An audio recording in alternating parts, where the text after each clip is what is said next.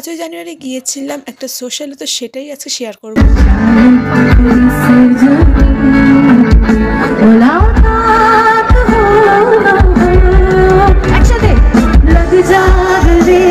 আমরা কিন্তু কিশোর ভারতী কলেজের পাশ পেয়ে গিয়েছিলাম প্রোগ্রাম দেখতে। প্রথমে হলো দুটো ব্যান্ডের গান, তারপরে উঠলো কিন্তু ইমন চক্রবর্তী। তো প্রোগ্রাম দেখে বাড়ি চলে এসেছিলাম। তো তোমরা এই ভিডিওটা শেষ করো একটা সুন্দর গান শুনে।